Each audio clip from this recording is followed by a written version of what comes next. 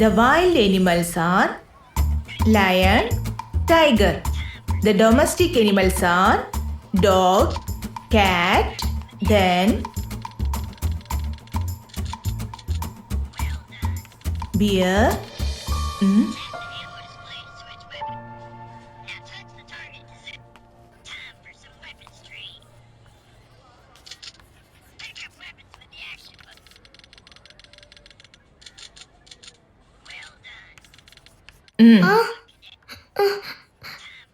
ആരുടെ മൊബൈൽ അത്?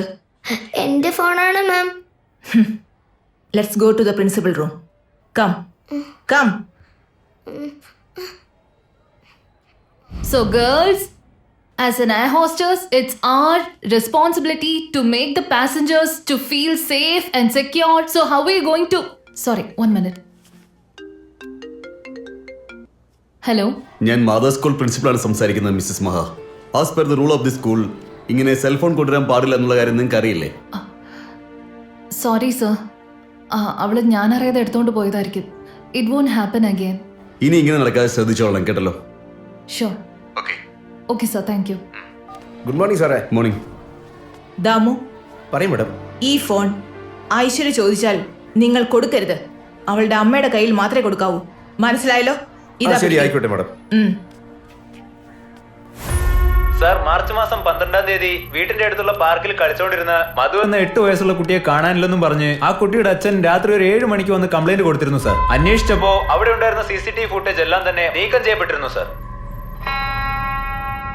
ഒരാഴ്ചയ്ക്ക് ശേഷം മാർച്ച് മാസം 19-ാം തീയതി ഫോർട്ട് കൊച്ചി പോലീസ് സ്റ്റേഷന്റെ അടുത്തുള്ള ബിൽഡിംഗ് കൺസ്ട്രക്ഷൻ സൈറ്റിൽ ആ മധുവിന്റെ ബോഡി കണ്ടെടുക്കുകയായിരുന്നു സാർ.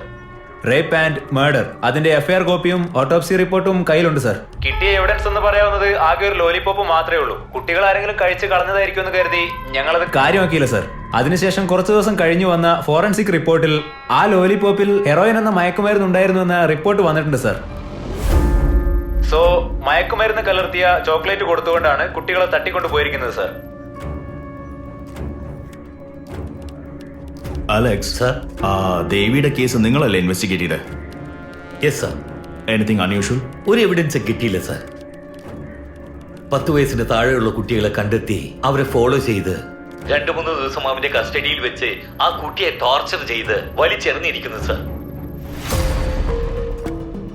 ഇനി ഒരാഴ്ചക്കകം ആന്നോ മോനെ, ഓടുതുണിയില്ലാതെ ഓടിക്കും ഞാൻ. പോലീസുകാർക്ക് വേറെ പണിയില്ലെന്ന് അവന്റെ വിചാരം.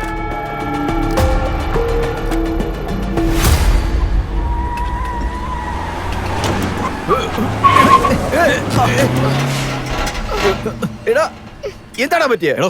വണ്ടിയുടെ ആക്സിൽ കേടായിടോ, എടുക്കത്തില്ല. കഴിഞ്ഞ മാസമല്ല ആക്സിൽ പൊട്ടിയത് ബില്ലിട്ടത്. അതെ അതെ, അതിന് ഒരു 1000 ചെലവ് ചെയ്തെല്ലാം കുഴപ്പമില്ലായിരുന്നു. പക്ഷെ നീ മൊത്തം അടിച്ചു മാറ്റിയില്ലേ? ശരി, ഇറങ്ങി വാ. അതെ മോളെ, വണ്ടി ഇനി പോവില്ല. വീട് അടുത്തല്ലേ ഉള്ളത്, നമുക്ക് നടന്നു പോവാം. നല്ല കുട്ടിയാ.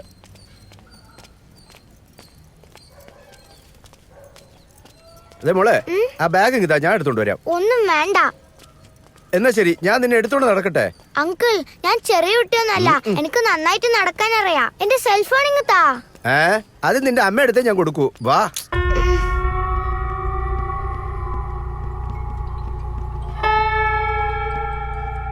ഹലോ, ആള് കാണിക്കാനേ പറ്റുള്ളൂ, അതിനാണ് കാശ് തരുന്നത്. പൊക്കുന്നൊക്കെ നിങ്ങളുടെ പണിയാ. വാ മോളെ.